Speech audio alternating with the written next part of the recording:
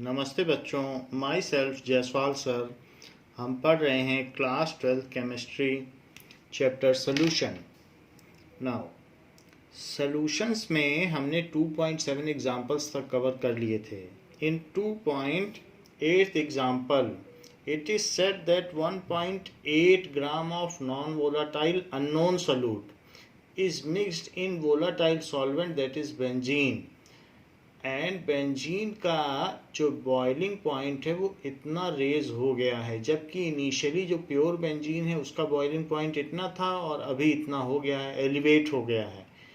जबकि Kb for benzene is that is ebullioscopic constant. 1 mole non volatile solute मिलाने से जितना एलिवेशन होता है उसको कहते हैं एब्यूलियोस्कोपिक कांस्टेंट, या फिर that is also known as boiling point elevation constant।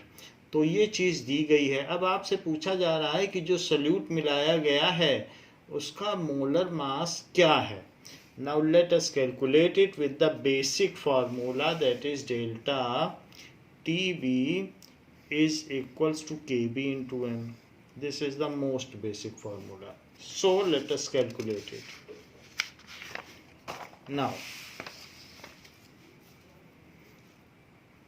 it has been given that the TB pure is 353.23 Kelvin, and now TB has become of solution is 354.11 Kelvin, and delta TB, it is TB minus TB pure, so it is 354.11। इसमें से minus कर दीजिए, minus 353.23, so what will be it? So it is 1, so 11, now it comes as 8, तो 0 बचेगा, तो यहाँ पर 10, तो 10 होने से 10 में से 2 चला जाएगा तो 0.88, तो 0.88 केल्विन, ये डेल्टा टीबी हो गया। जो चीज़ हमने मिलाई है उसका मास यानी M2, so M2 is equals to 1.80 ग्राम। हमें मालूम नहीं है उसका मोलर मास क्या है। हाँ, जो बेंजीन है वो 90 ग्राम है और उसका मोलर मास हमको पता है कि 78 ग्राम है। सो M1 हमेशा सॉल्वेंट 1 बोला जाता है, तो M1 is equals to first number उसका है क्योंकि वो ज़्यादा होता है। सो M1 is equals to 90 gram and its molar mass is 78 gram per mole. We know that delta TB is equals to KB into molality, that is KB into molality, that is the formula। अब हम जरा देखें, Kb की भी value दी गई है, that is 2.53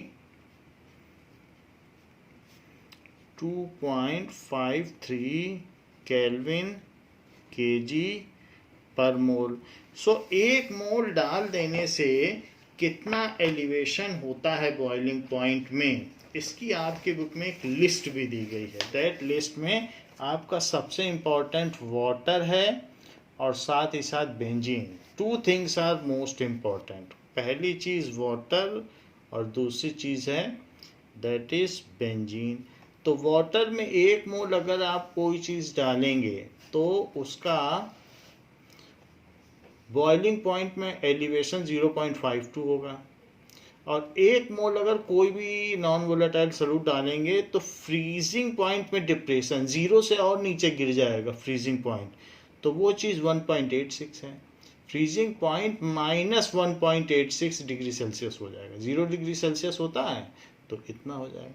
जबकि benzene में 1 मोल कोई भी चीज़ डालेंगे जो नॉन वोलेटाइल है तो 2.53 डिग्री सेल्सियस या 2.53 केल्विन एलिवेशन होगा, और साथ ही साथ फ्रीजिंग पॉइंट इतना नीचे गिर जाएगा। वैसे तो फ्रीजिंग पॉइंट यहाँ दिया गया है, इतना होता है, और इतना और नीचे गिर जाएगा। सो ये इसका 273 होता है तो और इतना गिर जाएगा। तो दैट आप इसमें से माइनस कर लें, केल्विन में चाहते हैं तो ये आपके में चार्ट दिया गया है ना। यहाँ पर ये सारी चीज़ें दी गई हैं, ये वैल्यू पुट करके हम M2 निकाल सकते हैं। सो डेल्टा टीबी कितना आया है? It is 0.88। So let us put this value in it. So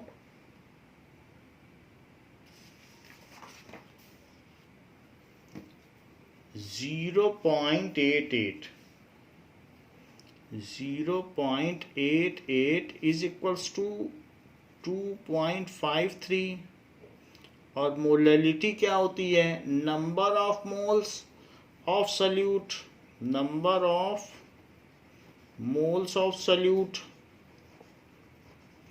upon mass of solvent in kg, mass of solvent in kg. तो it is 0.88 is equals to 2.53. 1.8 moles क्या होते हैं? That is mass by molar mass. So number of moles का formula होता है mass by molar mass, वही लगा रहा हूँ। सो into 1.80 divided by molar mass तो पता नहीं है, और जबकि ये है 90 ग्राम तो इसकी हमें ज़रूरत नहीं पड़ेगी। सो 90 ग्राम है, सो 90 ग्राम नहीं चाहिए हमें, तो केजी में चाहिए, तो 1000 कर दें। तो इस तरीके से मोल बाई के पर केजी होता है। सो ये हमने रख दिया, और M2 निकालना है। Now 0.88 is equal to 2.53 into 1.8 divided by 90। 1000 ऊपर चला जाएगा, M2 नीचे आ जाएगा, तो M2 को उधर ले जाइए। 2.53 इंटू 1.8 है, तो इसका डेसिमल हटा के आप यहाँ नीचे 0 लगा दें। नाउ 18 5 या 90 होता है तो 1/50 हो गया, और 50 से अगर इसको कट करेंगे तो 20 आ जाएगा। सो इस तरीके से ये 20 आ गया। M2 वहाँ ले गए और 0.88 नीचे ले लीजिए, 0.88 0.88 है ये, और ये 4 से कट जाएंगे तो 4 5 या 20 और 4 0.22 ऐसे आ गया। नाउ 0.22 इसके आगे का काम तो आपको कैलकुलेटर से या डिवाइड करके ही करना पड़ेगा। सो 2.53, सो 2.53 इंटू 5, ये मैनुअली भी किया जा सकता है, divided by 0.22 is equals to, that is 57.5. So it comes as 57.5. Now this is 57.5, इसका मोलर मास इतने ग्राम पर मोल हो गया, बट इसको अप्रोक्सीमेट किया गया है बुक में 58। सो 58 ग्राम पर मोल ऐसा दिया गया पर mole. So this is the answer. Now our third colligative property is depression in freezing point, यानी कि उसके फ्रीजिंग पॉइंट में अवनमन कितना हो रहा है। Depression in freezing point.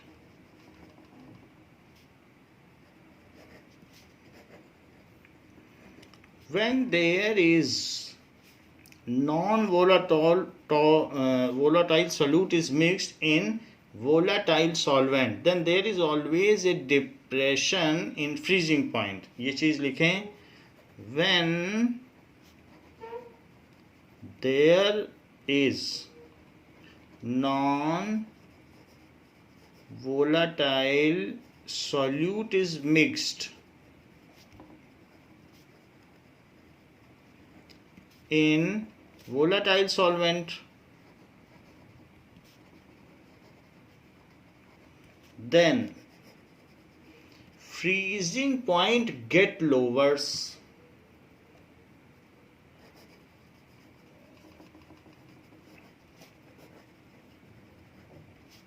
ऐसा क्यों होता है? जैसे एक क्रिस्टलाइजेशन का प्रोसेस है, किसी भी चीज़ के फ्रीजिंग का प्रोसेस है, अगर एक जैसे पार्टिकल होंगे तो आप उसको थोड़ा थोड़ा कूल करेंगे तो वो आराम से सेट हो जाएगा और एक तरीके का वो क्रिस्टलाइन स्ट्रक्चर बना लेगा।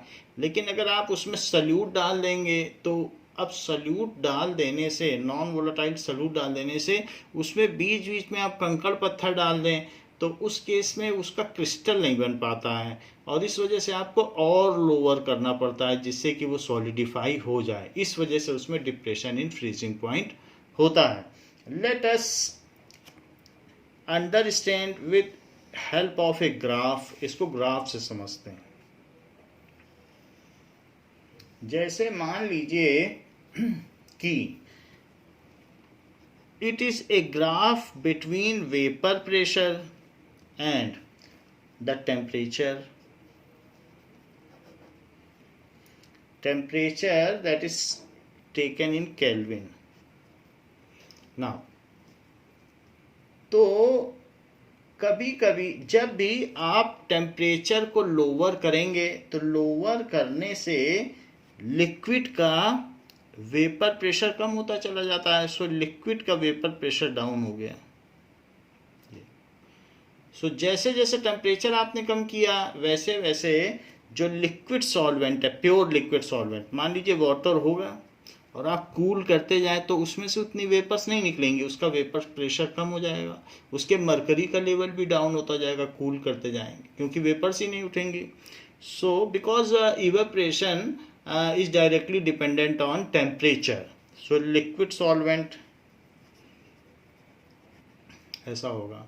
और जिस समय वो फ्रीज होगा तो फ्रीज होने के बाद फ्रोजन सॉल्वेंट में भी वेपर होते हैं। फ्रोजन सॉल्वेंट से भी, आइस में से भी कभी कभी वेपर्स निकलते हैं, धुआं उठते हैं, आपने भी देखा होगा। सो उसके केस में अगर आप टेम्परेचर डाउन करेंगे तो फ्रोजन के केस में फर्दर इस तरीके से उसका अपना ग्राफ होगा। तो ये that is frozen solvent. Frozen solvent. तो इस तरीके से टेम्परेचर कम करने से लिक्विड सॉल्वेंट का अपना rate of decrease in evaporation है और जो फ्रोजन सॉल्वेंट है उसका अपना रेट ऑफ डिक्रीज है। दोनों ही लीनियरली प्रोपोर्शनल है। लेकिन मान लीजिए उसमें जैसे ही आपने कुछ मिक्स किया तो मिक्स करने के बाद तुरंत ही लोअरिंग इन वेपर प्रेशर हो जाता है। हम जानते हैं कि कुछ नॉन वोलेटाइल सॉल्यूट जो है सरफेस पे कंजेस्ट हो जाएंगे और वो वोलेटाइल सॉल्वेंट को या वाटर को वेपराइज नहीं होने देंगे तो वेपर प्रेशर तो डाउन हो गया। मान लीजिए चीनी मिला दिया पानी में तो पानी का वेपर प्रेशर लोअर हो जाता है। तो किसी भी टेम्परेचर पर अगर आपने 2 चम्मच चीनी डाल दी तो तुरंत ही यहाँ से ये यहाँ आ जाएगा। हर टेम्परेचर पर यही चीज़ होगी। तो उसकी अपनी एक लाइन चलेगी एंड दैट इज, मान लीजिए ये लाइन चल रही तो ये है सॉल्यूशन, तो इसकी अपनी लाइन चलेगी और ये कहीं ना कहीं आके इससे मिल जाएगी। This is also linear. So this graph is also linear but it is below the graph of solvent. तो लीनियर है but it is below the graph of solvent. ये and at some place it meet it. तो अब हम यहाँ पर देख रहे हैं ये चीज़ क्या है। सो this is the freezing point of pure solvent. ये क्या था, ये किसकी लाइन हमने आपको बताई, दैट इज सोल्यूशन का वेपर प्रेशर है। तो कभी ना कभी ये फ्रोजन सॉल्वेंट वाली लाइन पे जहाँ मीट कर जाएगा तो यानी वहाँ पर ये फ्रीज हो जाएगा। तो इसकी एक अलग पॉइंट है, तो वो बिलो है, it is lesser. So this is TF freezing point of pure solvent, जबकि ये क्या है, this is TF of solution. और इनके बीच का जो गैप है वो दैट इज डेल्टा TF, क्योंकि क्रिस्टल्स उसके जो है वो हिंडर कर रहे हैं प्रोसेस ऑफ फ्रीजिंग को। आप दो तरीके क्रिस्टल ये पार्टिकल्स मिला दें तो वो क्रिस्टलाइजेशन अच्छे से नहीं हो पाएगा और कूल करना पड़ेगा, इस वजह से फ्रीजिंग पॉइंट इसका लोअर हो गया है। नाउ दिस डेल्टा TF क्या है, it is TF naught minus TF। उल्टी बात हो गई है क्योंकि यहाँ TF बड़ा है TF नॉट, जबकि डेल्टा TB में TB पहले आता था और डेल्टा TF में TF नॉट। जो चीज़ बड़ी होगी वही पहले आएगी क्योंकि ये एक डिफरेंस है। तो डिफरेंस की क्वांटिटी हमेशा पॉजिटिव होती है, that's why delta TF naught पहले आ रहा है। सो ये हमने लिख दिया, there is always depression in freezing point. अब जरा देखिए, जैसा केस हमारे एलिवेशन इन बॉइलिंग पॉइंट में था वैसा ही केस यहाँ पर भी है। Delta TF is directly proportional to molality, it is seen by observation. By observation, प्रेक्षण के द्वारा ये बात देखी गई, by observation, that if the molality of solute, जितना ज़्यादा सल्यूट होगा, मोलैलिटी सल्यूट की है, जितनी ज़्यादा मोलैलिटी होगी उतना ज़्यादा ही डिप्रेशन इन फ्रीजिंग पॉइंट होगा। मान लो 2 मोल आपने चीनी डाल दी तो 2 मोल के बराबर डिप्रेशन होगा। अभी हमने आपको टेबल भी बताई थी, तो उसमें KF की वैल्यू पर मोल दी गई थी। 2 मोल डालेंगे तो उसका डबल होगा, 3 मोल्स डालेंगे तो ट्रिपल होगा। जैसे 2.53 थी बेंजीन के केस में, तो वो 1 मोल के डालने से थी, 2 मोल डालने से डबल हो जाएगी एलिवेशन इन बॉइलिंग पॉइंट, 3 मोल डालने से ट्रिपल हो जाएगी, ऐसा होता है। और फ्रीजिंग पॉइंट के लिए बेंजीन के केस में 5.12 था, तो उतना लोवरिंग होती है। 2 मोल डालने से 5.12 का डबल यानी 10.24 की लोवरिंग होगी, ये चीज़ है। सो इसके लिए यहाँ पर KF M एक कांस्टेंट है जिसको कहा जा सकता है कि freezing point depression constant, where M is molality of non-volatile solute, molality of solute, and KF is freezing point depression constant, freezing point depression constant, और cryoscopic constant, cryoscopic constant.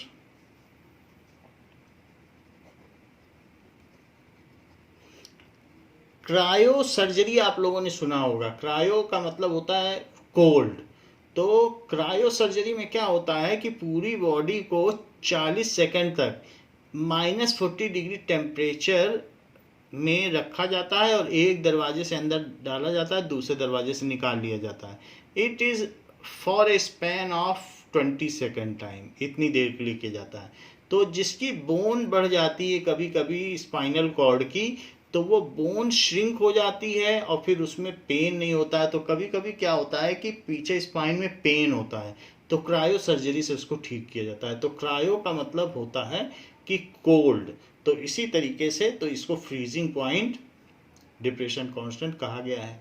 What is now KF? KF भी इसी तरह से define किया जा सकता है कि depression in freezing point for unit molarity, N को नीचे ले आओ, is called it's cryoscopic constant. So हम कह सकते हैं कि Kf क्या है, it is delta Tf upon m।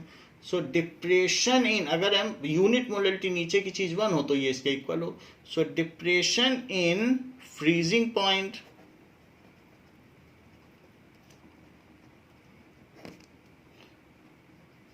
Freezing point per unit molarity, per unit molarity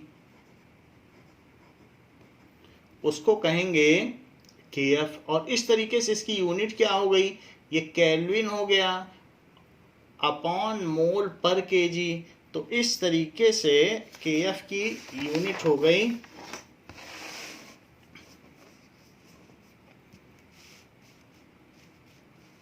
now. So Kf is equals to delta Tf upon m। So it is kelvin upon mole per KG,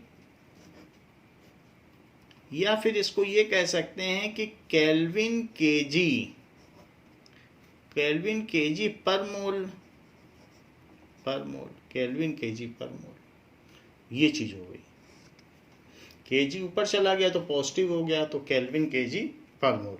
now let us see and extend it further कि delta Tf क्या होगा, it is Kf into molarity. अच्छा, molarity को क्या लिखा जा सकता है, it is equals to Kf into N2, यानी नंबर ऑफ मोल्स जो उसके हैं, और upon mass of solvent. So उसका जो भी मास होगा तो वो m1 होगा। बुक में W दिया गया तो W भी लिख सकते हैं। सो डेल्टा Tf ये kg में होना चाहिए। अगर ये if m1 is in gram, if m1 is in gram, तो फिर इसमें आपको 1000 से डिवाइड करना पड़ेगा, क्योंकि बुक में क्वेश्चन में हमेशा ये ग्राम में ही दिया रहेगा।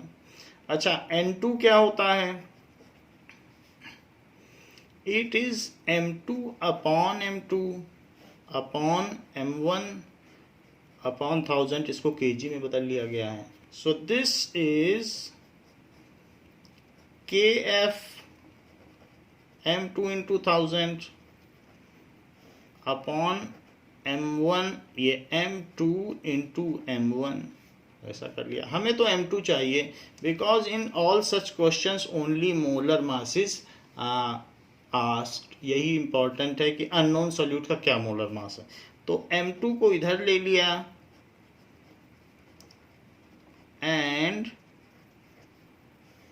This is delta Tf into m1।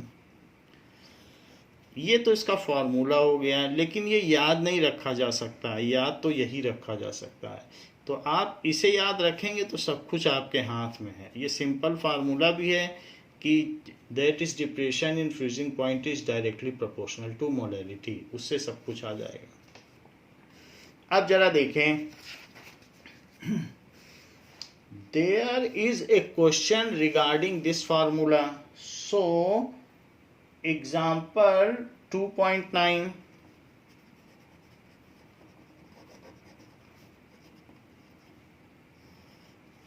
now 45 gram of ethylene glycol, 45 gram of ethylene glycol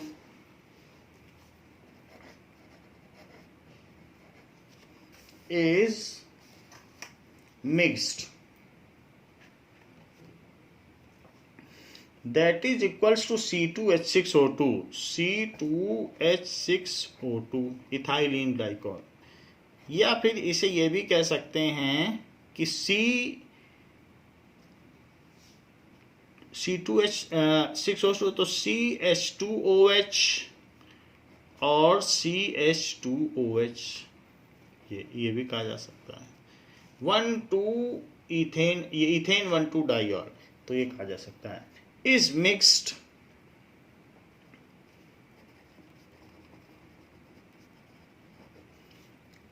with 600 gram of water, calculate the freezing point depression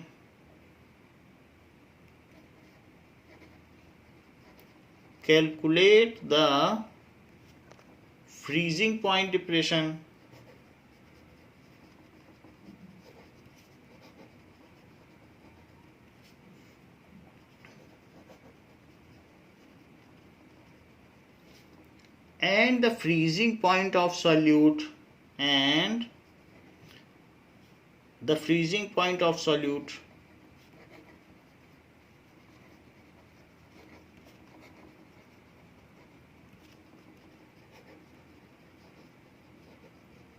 दो चीज पूछी गई। जो लोग इधर उत्तराखंड में या मनाली में जो हिल स्टेशंस पर रहते हैं उन्होंने देखा होगा कि इथाइलिन ग्लाइकॉल की एक 20 रुपीज़ की डिब्बी आती है, तो लिक्विड ही होता है, उसको मिला दिया जाता है जो वाटर होता है कार में, जो रेडिएटर में भरा होता है कूल करने के लिए। तो एक डिब्बे में पानी भरा रहता है, कई बार वो जम जाता है, तो जब इथाइलिन ग्लाइकॉल उसमें मिक्स कर दिया जाता है तो वो निगेटिव टेम्परेचर पर भी वो कार रेडिएटर का जो कूल करने के लिए जो वाटर रखा रहता है वो जमता नहीं है। तो वहाँ नॉर्मली इसका डेली यूज़ में प्रैक्टिस है इथाइलिन ग्लाइकॉल को मिक्स करना, और ड्राइवर करते हैं।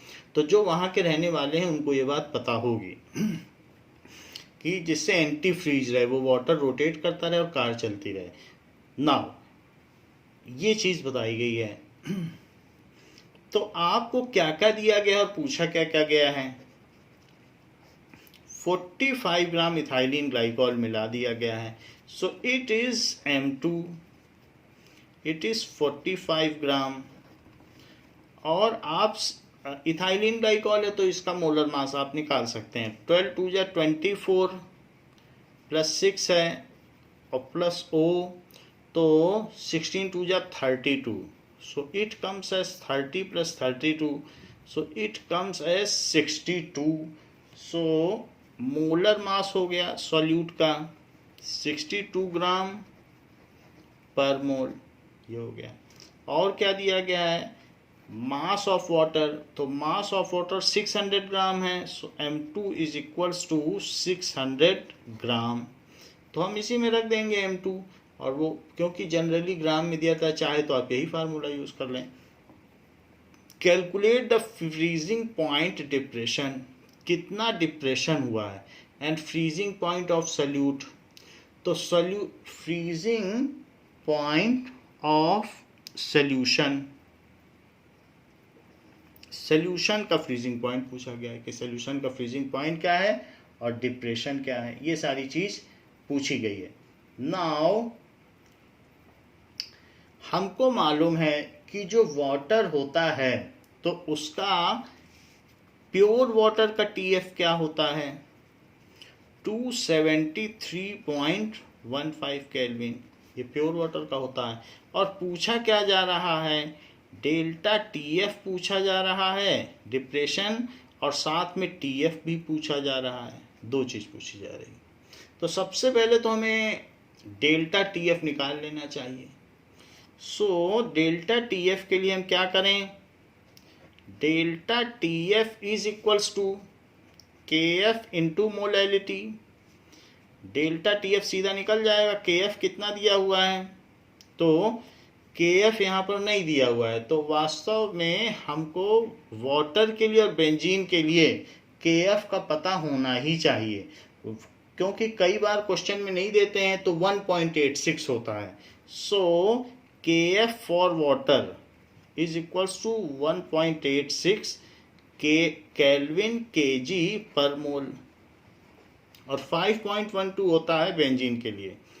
तो ये चीज है। नाउ 1.86 तो हमने इसमें देख लिया वाटर का KF.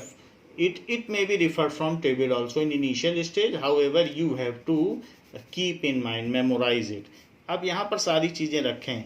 1.86 और मोलैलिटी क्या है, 45 ग्राम है। सो 45 डिवाइडेड बाई 62 और ये 600 ग्राम है, तो इसे केजी में बदल लो और डेल्टा TF आ जाएगा। इट इज इक्वल्स टू 2 0 से तो 2 0 कट गया, 1.86 इंटू 45, अब 10 ऊपर चला जाएगा और 6 के साथ 62 आ जाएगा, तो डेल्टा TF यहाँ से आ सकता है। 3 से कट कर दीजिए, सो 3 1 जा 3, 3 5 जा 15, 3 2 जा 6, 2 से इसको कट कर दीजिए तो 5 हो गया। नाउ अब ये भी 2 से कट हो सकता है, तो 2 से कट होने पर 0.93 और 2 से कट होने पर 31 है और 0.93 है, तो अगर 31 से इसको काटोगे तो 0.03 आएगा, क्योंकि डेसिमल के बाद के 2 डिजिट आप यूज़ कर रहे हैं, तो इसलिए 0.03 है और ये है 75, तो 75 इंटू 0.03 तो 225 आ जाएगा। 3 5 जा 15, सो दिस इज 225, लेकिन डेसिमल 2 डिजिट पर लगेगा तो 2.25 आ जाएगा। सो 2.25 का यहाँ पर डिप्रेशन हुआ है। Now so delta TF is equals to 2.25 kelvin. Book में 2.2 लिखा है, ये अप्रॉक्सीमेटेड वैल्यू है, क्योंकि इवन नंबर होता है तो चेंज नहीं किया जाता, इसीलिए उन्होंने चेंज नहीं किया है। ये रूल है राउंडिंग ऑफ प्रोसीजर का, तो उन्होंने 2.2 ले लिया, अदरवाइज 2.25 है। अब जरा हम देखें कि ये तो आंसर हो गया कि कितना। So that is depression in freezing point is depression in freezing point is 2.25 kelvin. अब हमें ये भी पता है कि डेल्टा TF होता क्या है, it is equals to TF naught minus TF। So this implies 2.25 is equals to TF naught कितना होता है, 273.15 और माइनस TF सोल्यूशन का हमसे पूछा गया है। सो TF को उधर ले जाइए और ये उधर ले जाइए, सो TF इज 273.15 माइनस 2.25, तो इन दोनों को सब्ट्रैक्ट कर लें, दैट इज 273.15 और 2.25, तो ये 0 हो गया।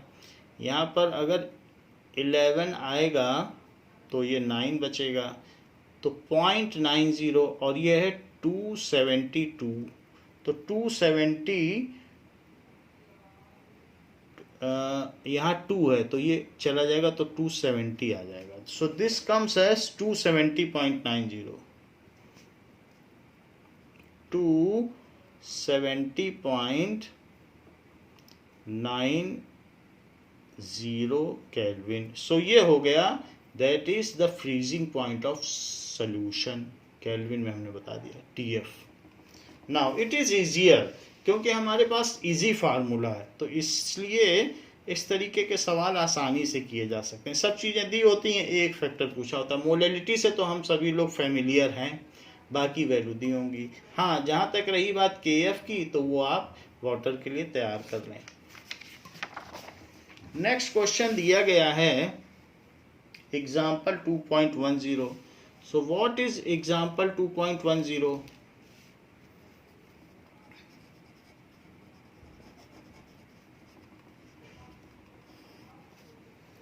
One gram of a non-electrolyte solute, non-electrolyte solute, electrolyte क्यों बोला गया है? अगर मान लीजिए आप NaCl लेते हैं तो 1 मोल डालेंगे तो वो Na+ और Cl- में बदल जाएगा और 2 मोल का काम करेगा। क्योंकि अब उसके आयंस बन जाएंगे, तो नॉन इलेक्ट्रोलाइट बोलना जरूरी है, अदरवाइज वो डिसोसिएट होकर के 1 मोल डालोगे 2 मोल का काम करेगा। K2SO4 1 मोल डालोगे तो 2K+ बन जाएंगे और 1SO4 बन जाएगा, 3 मोल का काम करेगा। तो नॉन इलेक्ट्रोलाइट होगा तो ही 1 मोल का काम करेगा, अदरवाइज वो डिसोसिएट होके कई मोल का काम करेगा। तो 1 gram of non electrolyte solute dissolved in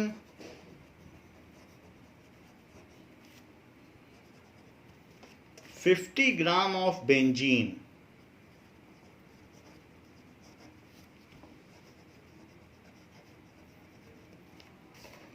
lowers the freezing point of benzene, lowers the freezing point of benzene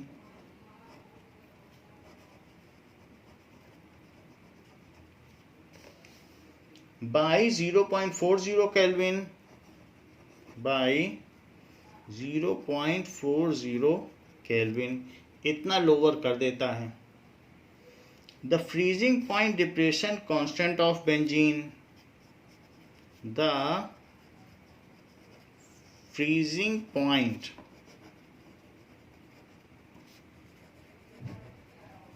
depression constant of benzene, यहां पर इसने दे दिया है constant of benzene is 5.12 kelvin kg per mole.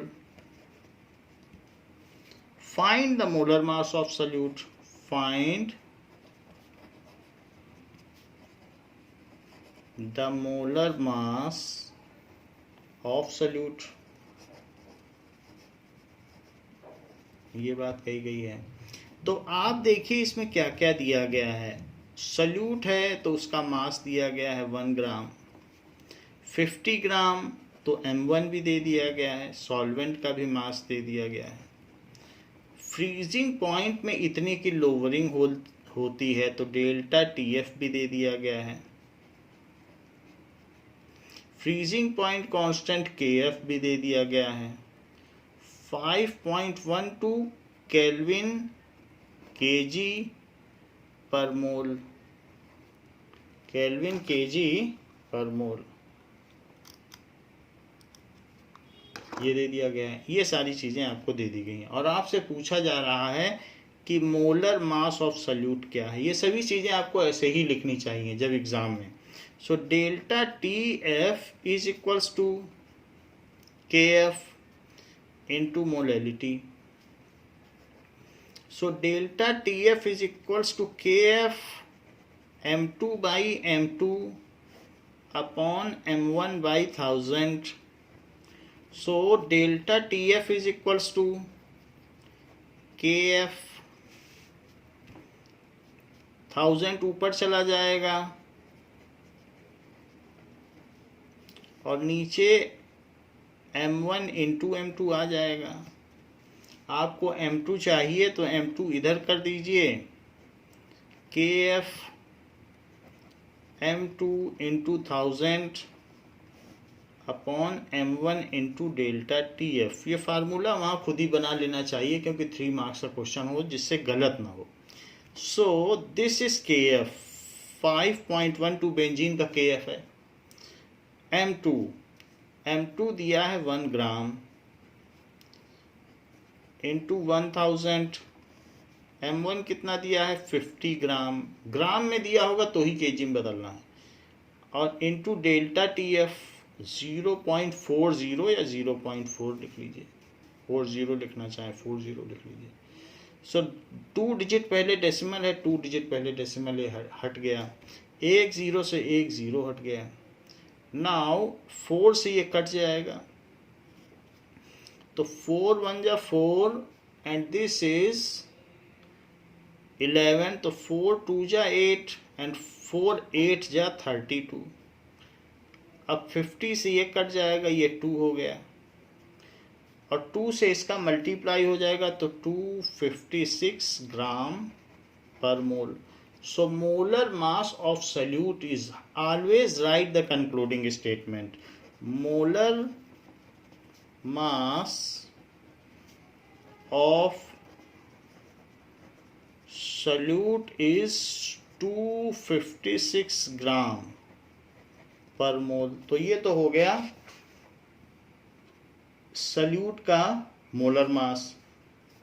Now we will see the fourth colligative property. उसके पहले दो चीज और हम देखें इसी से परटेनिंग कि what is latent heat of fusion and latent heat of vaporisation. Now latent heat of fusion क्या होता है? Latent heat of fusion, when some solid substance is melted, then at its melting point whatever heat is supplied is utilized to overcome the force of attraction। जैसे बर्फ को पिघलाया जाए तो 0 degree Celsius पर जब हम उसको हीट करते हैं तो उसका टेम्परेचर नहीं बदलता। आप ये देख लीजिए कि अगर ये आइस है और इस आइस को आपने मेल्ट करना शुरू किया तो मेल्ट अगर मान लीजिए 10 मिनट में ये हो जाता है तो 5 मिनट बाद अगर आप इसमें थर्मोमीटर लगा दें और तब इसका टेम्परेचर मीज़र करें 5 मिनट बाद, तो अभी टेम्परेचर ज़्यादा होगा कि 5 मिनट बाद, जबकि इस केस में मोस्टली सारी आइस मेल्ट हो चुकी है। Then in both the case level of mercury will be at 0 kelvin point, rise नहीं होता है। So there will be same temperature. तो वो जो हीट आपने दी थी वो कहाँ गई? टेम्परेचर तो बढ़ा नहीं। तो during inter conversion of state what ever heat is supplies is utilized to overcome the force of attraction between molecules and is not utilized for raising its temperature। इसके टेम्परेचर को रेस करने में वो प्रयुक्त नहीं होती, बल्कि उसका इस्तेमाल उनके अंतर आणविक बल को ओवरकम करने में इस्तेमाल होता है। So during inter conversion of state, inter conversion of state of matter, whatever heat is supplied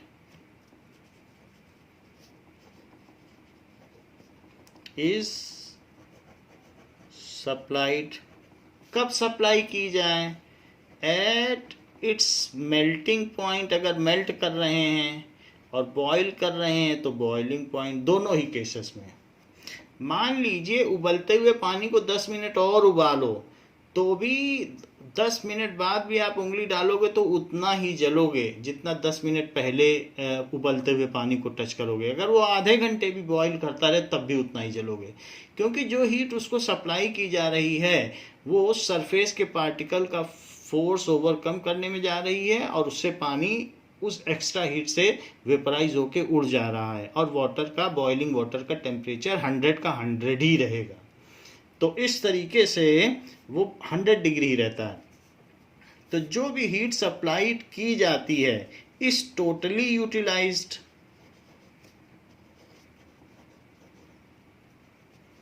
to overcome the force of attraction between particle, force of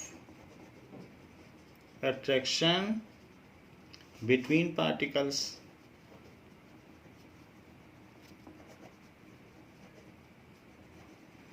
and is not used in raising temperature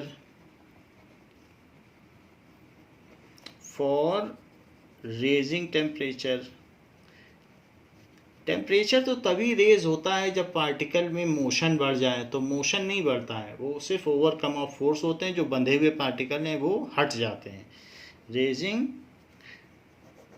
temperature, this heat, क्योंकि हमने heat दी और temperature नहीं बढ़ा, this heat is called hidden heat और latent heat. This heat is called hidden heat or latent heat. इसको कहते हैं गुप्त ऊष्मा,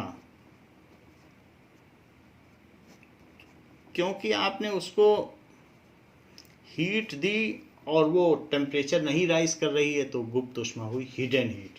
now let us define latent heat of freezing fusion and latent heat of vaporisation. First we will define latent heat of vaporization. Latent heat of vaporization. So amount of heat required, amount of heat required to convert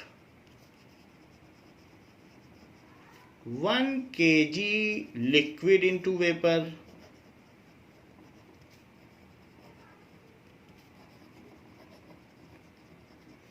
at its boiling point. क्योंकि vapour में बदलोगे तो boiling point से ही बदलना पड़ेगा. ऐसा ना हो कोई 1 kg आइस दे के चला जाए और कहे कि इसको बर्फ, इसको जो है वेपर में बदलो, तब तो बहुत हीट लग जाएगी. आपको कहिएगा कि बॉइलिंग वाटर ला के दे, उसको हम बदलेंगे, तो जो हीट लगे, तो उस पे जो हीट लगे. So at its boiling point at atmospheric pressure.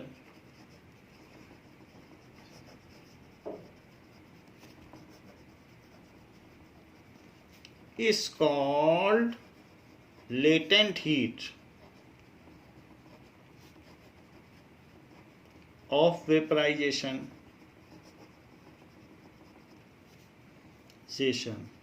That is latent heat of vaporization इसको कहेंगे, जो भी हीट का इस्तेमाल होता है, और इसको LV कहा जाता है.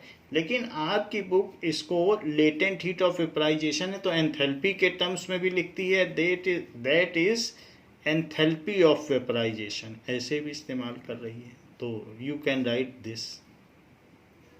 कहीं कहीं LV भी लिखा गया है, फिजिक्स की बुक में LV है और इसमें ऐसे दिया गया है केमिस्ट्री में. नाउ तो it is something 52.6 kilo kelvin per mole. That is for water. वो मोल के केस में है, लेकिन हम केजी के टर्म्स में यहाँ पर लिख रहे हैं. So what is latent heat of fusion?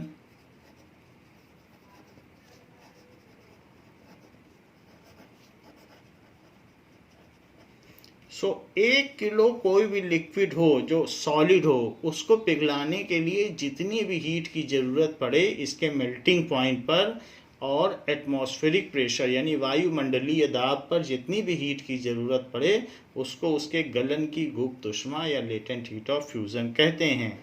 Amount of heat required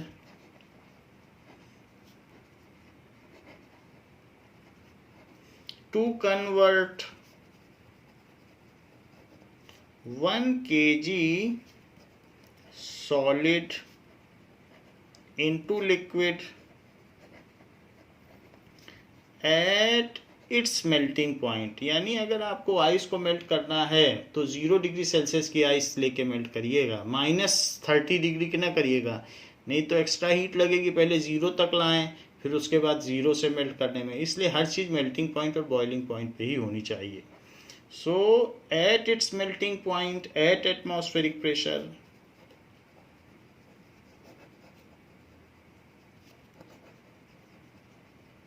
is called latent heat of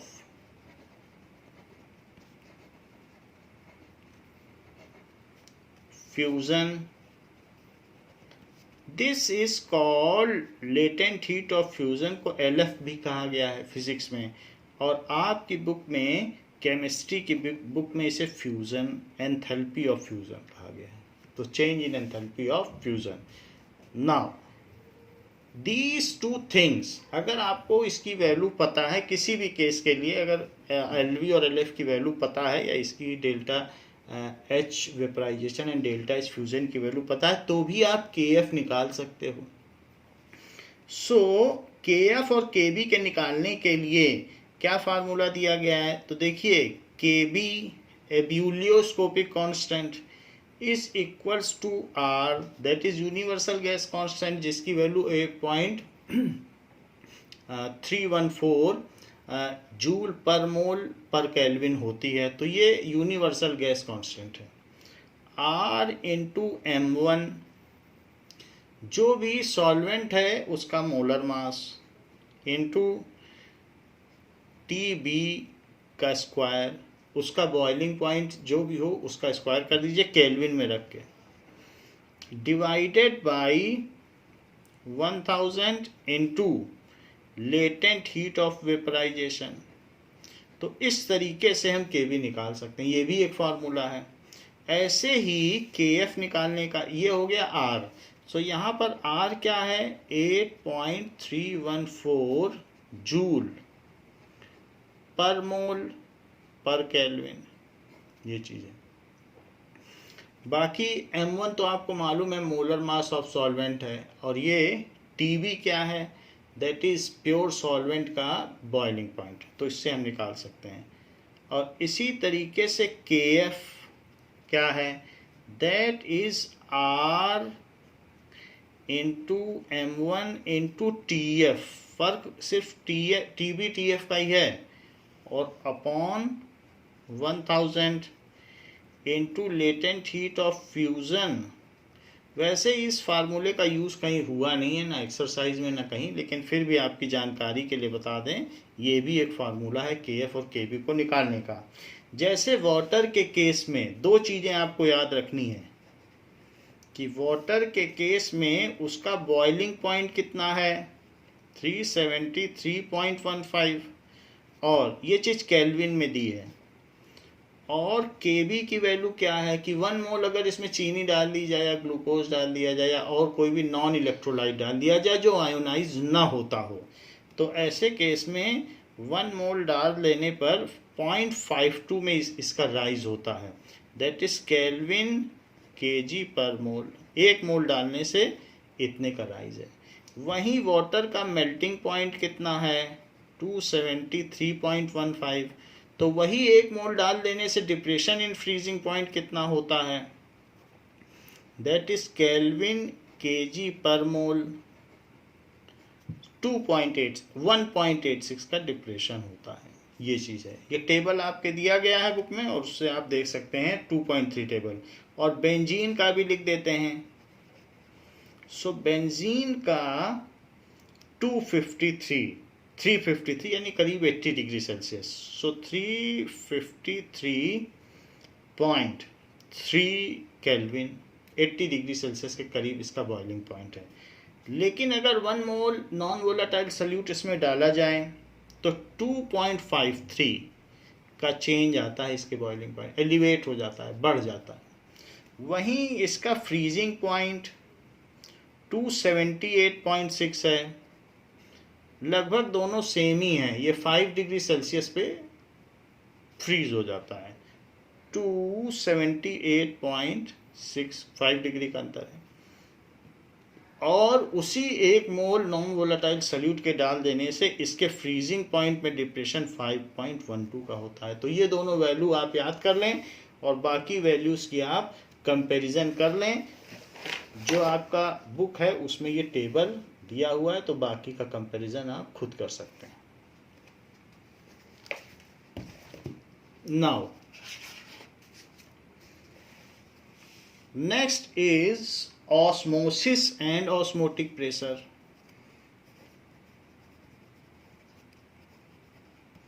Osmosis and osmotic pressure.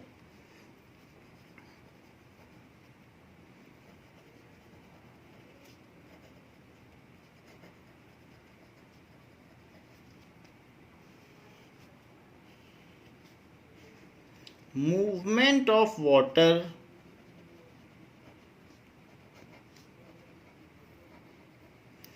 from higher concentration of water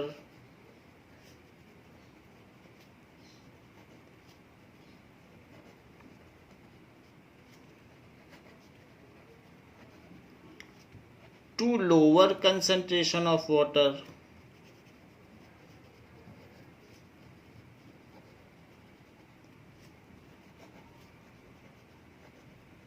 through semi-permeable membrane. Semi या selective permeable membrane कुछ भी कहा जा सकता है।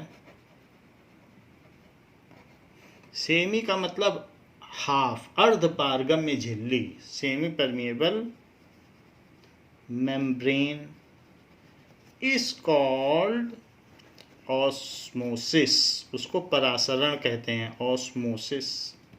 Water का move करना semi permeable membrane के थ्रू ऑस्मोसिस कहलाता है। जैसे कि अगर हम देखें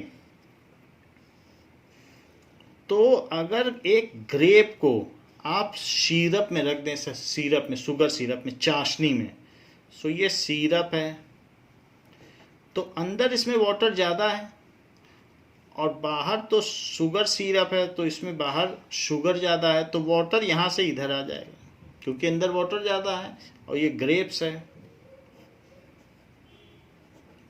तो इससे इसमें बाहर आ जाएगा। तो हायर कंसंट्रेशन से लोअर कंसंट्रेशन में आ गया है, तो ये धीरे धीरे श्रिंक हो जाएगा और ये रेजिन यानी किशमिश बन जाएगा। It will get converted into raisin. So ये चीज़ हो जाएगी। तो आप कह सकते हैं कि ये वाला सलूशन जो सिरप है उसमें वाटर कंसंट्रेशन कम है, तो इस सलूशन को कहेंगे हाइपरटोनिक सलूशन। इस सलूशन को क्या कहेंगे? जो बाहर वाला सलूशन है हाइपरटोनिक सलूशन। और इसमें क्या चीज हुई है? That is plasmolysis. ये जो श्रिंकिंग होता है इस प्रोसेस में, उस प्रोसेस का नाम क्या है? That is plasmolysis. प्लाज्मोलिसिस हो गया और ये रेजिन बन गया है। So due to plasmolysis it converts into raisin. तो ये मूवमेंट हो रहा है वाटर का फ्रॉम हायर कंसंट्रेशन से lower concentration through semi permeable membrane. Semi permeable membrane जो सेल के ऊपर की मेम्ब्रेन होती है डबल लेयर्ड, वो सेमी परमिएबल मेम्ब्रेन है। जितनी सब्जियां हैं, खीरा, ककड़ी, आलू से लेकर जितनी भी सब्जियां हैं, जो प्लांट बेस्ड चीजें हैं, सब सेमी परमिएबल है।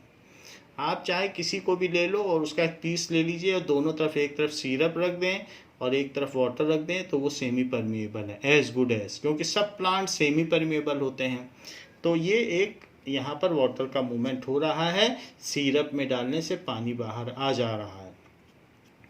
अब जरा देखें, एक और केस भी ऐसा हो सकता है। मान लीजिए रेजिन को आपने पानी में डाल दिया तो क्या होगा? See if resin is put into water,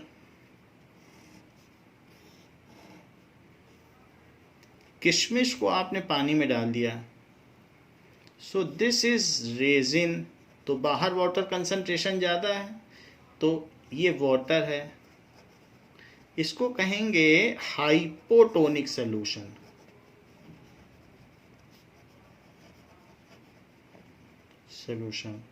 तो ऐसे केस में पानी बाहर ज़्यादा है तो वो अंदर चला जाएगा। अब अंदर चला जाएगा तो उसको कहेंगे हीमोलिसिस। हीमोलिसिस हो गई। हीमोलिसिस में फिर ये ग्रेप बन जाएगी। सो हीमोलिसिस से कोई भी चीज़ स्वेल्स अप हो जाती है और वहाँ श्रिंकिंग हुई थी। सो ये प्रोसेस है। अगर हाइपोटोनिक सॉल्यूशन में कोई चीज़ रखी जाएगी तो स्वेल अप हो जाएगी। लेकिन अगर मैं अपनी रेड ब्लड सेल को लूँ और रेड ब्लड सेल को इंट्रावीनस सॉल्यूशन में, आईवी सॉल्यूशन में रखूं,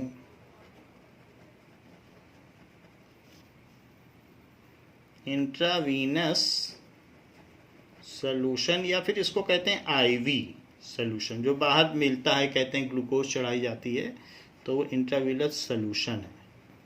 उसमें होता क्या है कि 0.9 ग्राम जो सॉल्ट होगा पर 100 ग्राम वाटर, और कुछ नहीं होता है, और वो 150 रुपये का बाजार में बिकता है। तो उस केस में ये आइसोटोनिक है। जो आरबीसी है और इंट्रावीनस सोल्यूशन है वो बिल्कुल आइसोटोनिक है, इसमें no net movement of water होगा। This is isotonic solution. तो ऐसे केस में कुछ भी नहीं होगा, ना इसकी स्टिंकिंग होगी, ना इसका स्वेलअप होगा, और ये बिल्कुल ऐसी की ऐसी रहेगी, और ये सेल ऐसे ही तैरती रहेगी। So this is no net movement of water. तो वैसे there is a dynamic equilibrium, अंदर बाहर तो पानी जाएगा ही, क्योंकि semi permeable membrane permits the movement of water. However there is no net movement of water.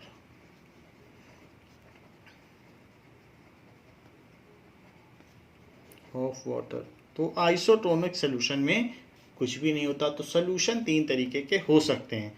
What does it mean by semi permeable membrane, या फिर सेलेक्टिव परमिएबल मेम्ब्रेन?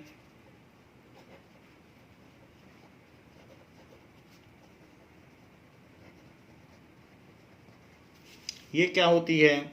सो selective permeable membrane क्या चीज होती है? SPM. So the membrane made of protein and lipid, protein and lipid की बनी होती है। So the membrane which allows certain substance to pass through it, that is waters and ions. Certain substance to pass through it,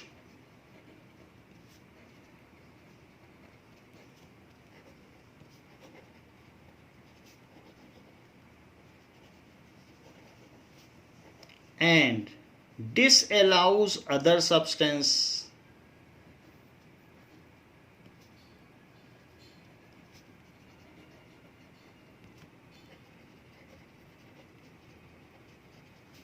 is called semi-permeable membrane.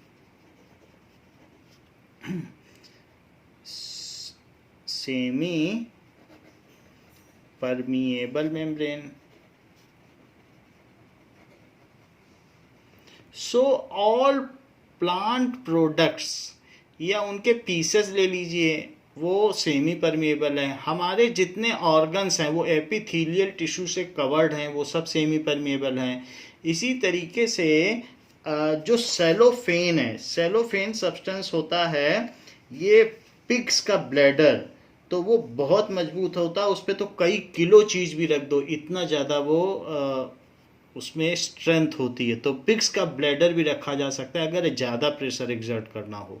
सो इसके example हैं कि all membranes of animal और vegetable origin, all membranes of animal and vegetable origin, ठीक है। जैसे pigs bladder बहुत strong होता है, ब्लैडर कुछ भी हो सकता है तो चाहे उसका गॉल ब्लैडर हो या यूरिनरी ब्लैडर हो, it is all strong. And या फिर parchment paper, parchment paper vegetable origin का है। पार्चमेंट पेपर वाइट कलर का होता है, तो वो भी यही काम करता है। या फिर और कुछ भी हो सकता है, और सेलोफेन जो कि सिंथेटिक ओरिजिन है, और material of synthetic origin